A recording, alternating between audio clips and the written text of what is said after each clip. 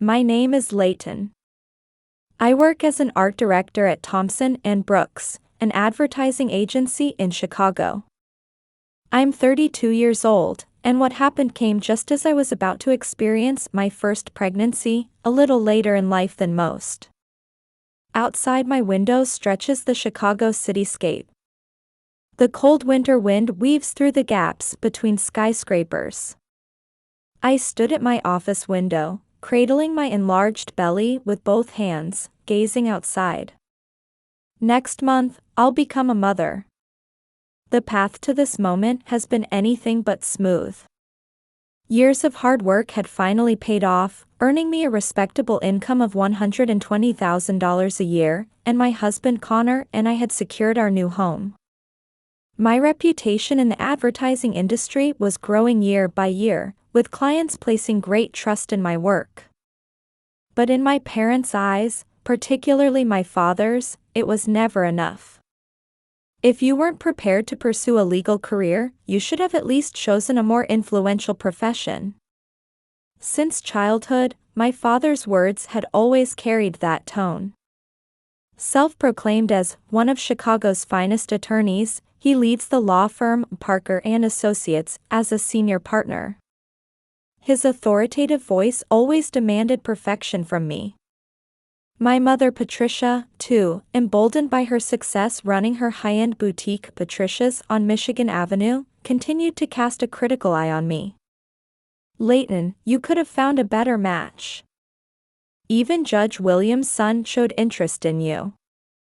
Mother's words disparaged even my husband Connor, who studied computer science at Stanford and now earns $300,000 a year as CTO of the tech company, Innovatech Solutions, as if he weren't good enough. True, Connor doesn't possess my father's authority or the refined mannerisms of high society that my mother favors.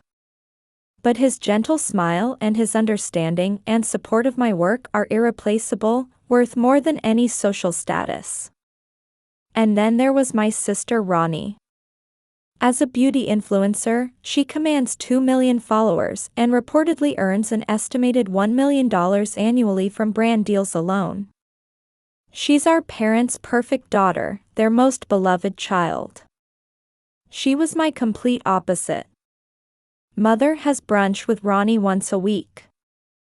Photos of the two of them, dressed in the latest fashion, sitting on luxury hotel terraces, invariably appear on social media. Meanwhile, I barely share a meal with Mother once every 6 months. And when we do, all she talks about is how I should cut back on work to prepare for the baby, or how I should wear more expensive maternity wear. When we were young, we sisters were truly close. On holidays, we played with dolls together, shared stories about school, and sometimes confided our worries to each other. I still remember those winter nights when we'd curl up in our bunk beds under blankets, talking about our dreams for the future. But Ronnie's success on social media gradually changed our relationship. Still, I was proud of my sister. She was surviving in this modern digital age with her own kind of effort and talent. However, something had been bothering me lately. Her posting frequency on social media had slightly decreased. What used to be at least 3 posts daily sometimes became every other day. And behind that smile, I occasionally sensed an indescribable shadow. Connor and I had settled into our new home in Chicago's upscale North Side neighborhood. Our 3-story brownstone was a testament to our new life. Sunlight streams into the spacious living room, and in the backyard, where children's laughter will someday echo, small trees sway in the wind. We've made meticulous preparations for the birth and developed plans to balance work and childcare. My husband understands my career and has promised to be actively involved in raising our child. I hope our child inherits your creativity and my logical thinking. Connor said this while gently placing his hand on my belly. In that warmth, I felt truly happy. Meanwhile, Ronnie continued her glamorous solo life in her luxury Gold Coast apartment. Her Instagram was filled with pictures of perfect breakfasts, latest fashion, and luxurious travels.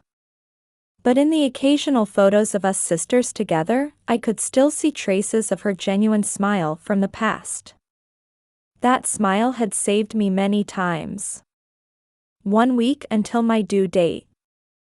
I was packing the last items into my hospital bag, contemplating the future of our new family. However, that peaceful daily life would change dramatically that day in the hospital room, in a way no one could have predicted. The contractions began in the early hours of a cold Tuesday morning. A dull pain felt during sleep gradually intensified. Fragments of information from pregnancy books flashed through my mind. Curled up in bed, I looked at the clock. 3:27 a.m. For several minutes, I debated whether to wake Connor sleeping beside me or wait a bit longer. But as the contractions grew closer together, I became certain this was the time. It seemed the baby would arrive a week earlier than planned. "Are you okay? Should I call an ambulance?" I smiled at Connor's panicked voice. Reaching for the pre-packed hospital bag, I replied, "I'm fine. But let's go to the hospital." When we arrived at the University of Chicago Medical Center, it was still dark outside. The massive hospital building welcomed us through the morning mist. A private room was prepared, with a view of the quiet cityscape from the window. But that tranquility wouldn't last long. 24 hours after contractions began, the delivery was proving more difficult than expected. The baby's heartbeat is slightly unstable. I recommend a C-section. I immediately agreed with the doctor's words.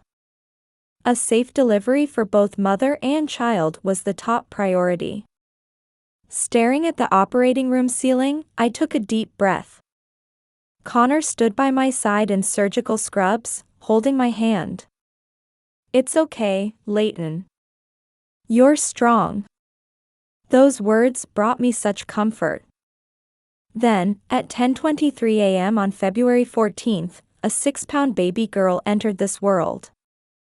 A tiny cry echoed through the operating room, and tears streamed from my eyes.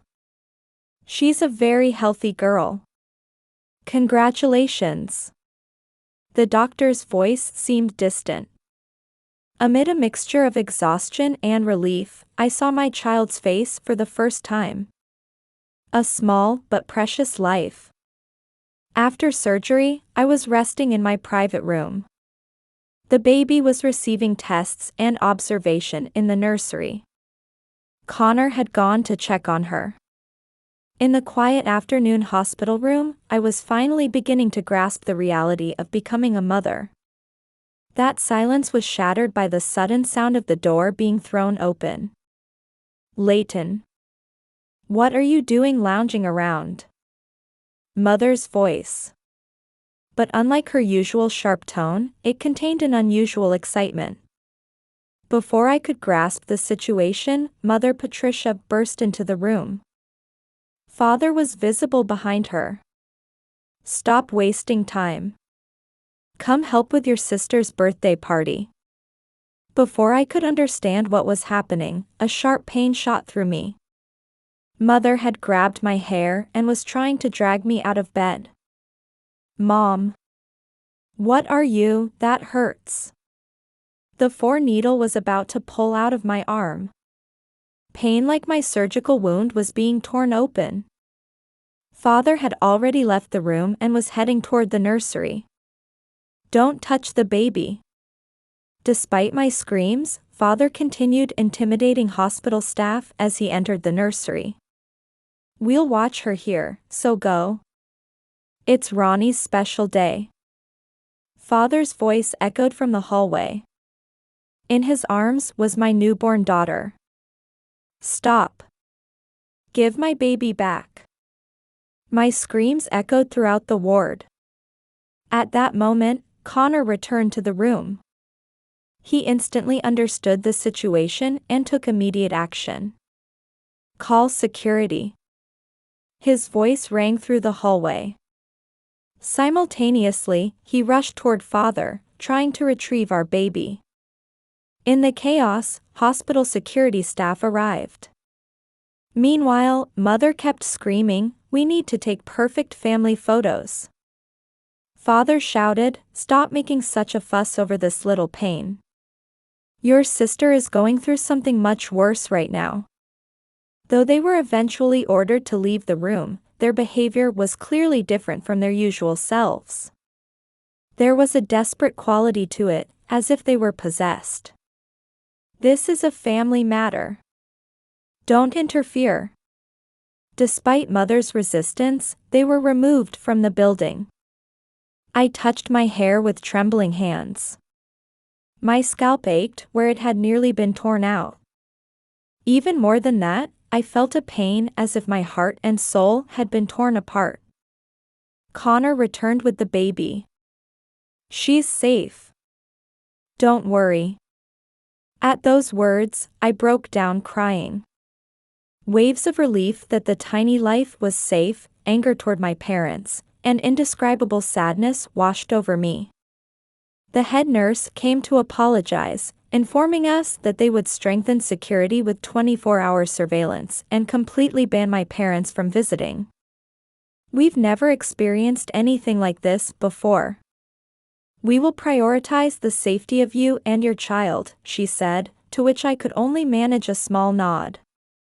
Connor contacted the hospital's legal department and requested a detailed incident report. "We'll consider legal action if necessary," he said.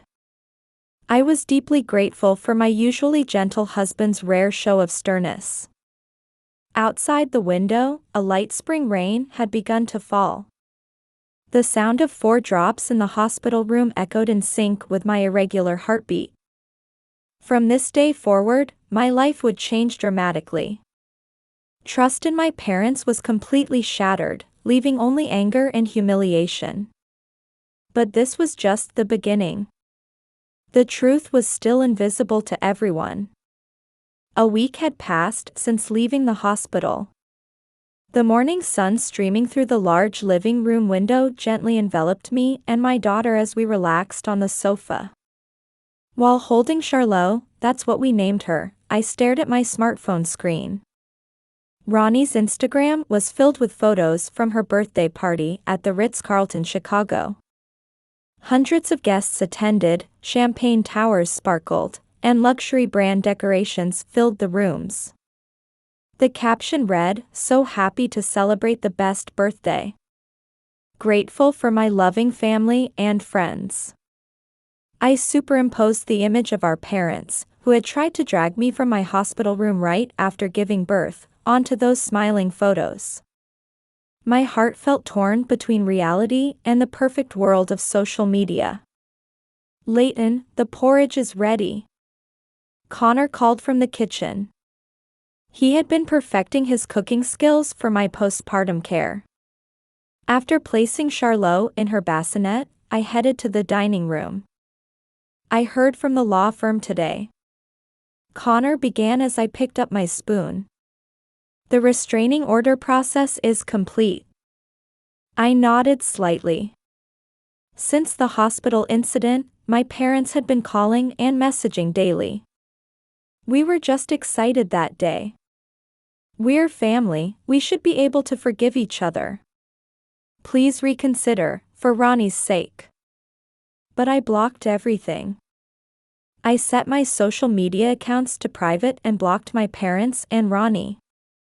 We also enhanced our home security system. The baby's safety was the top priority. That was my unwavering resolve as a mother. My colleagues at work supported my decision. Particularly Ellie from HR, who not only handled my maternity leave paperwork but also arranged to completely block any contact from my parents at the workplace.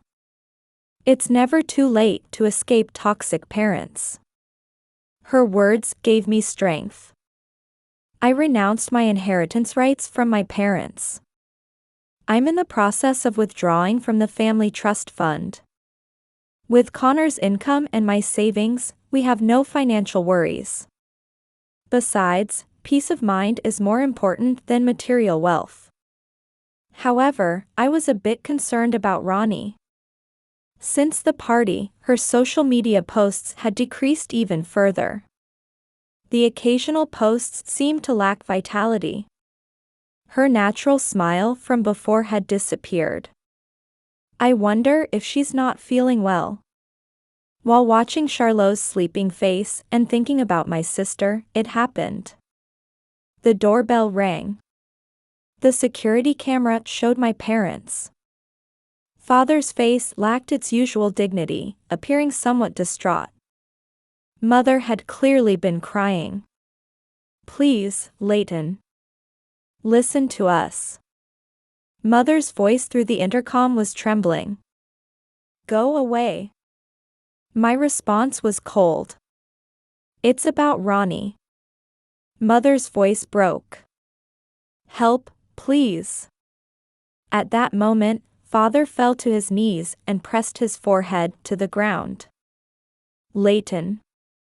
Your sister is dying."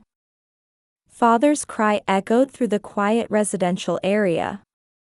My hand reached for the doorknob. My body moved before I could think. Beyond the open door stood my parents, looking like strangers. Mother with smeared makeup. Father with his expensive suit covered in dust. The desperation in their eyes reminded me of their abnormal behavior that day. "Come in." At my words, my parents nodded small like children. Seated in the living room, my parents were speechless for a while. Soft breathing could be heard from Charlot's bedroom. Connor silently made tea and placed it before my parents. "Talk." My voice was surprisingly calm. The truth revealed there would fundamentally overturn our family's way of being. A sister exhausted from playing the perfect family role. A shadow progressing behind social media's spotlight. And the painful reason for that day's abnormal behavior. The living room clock was about to strike midnight. The tea placed before my parents had long since gone cold. Charlot was sleeping quietly in her room. Connor sat beside me, silently holding my hand. It happened 3 months ago.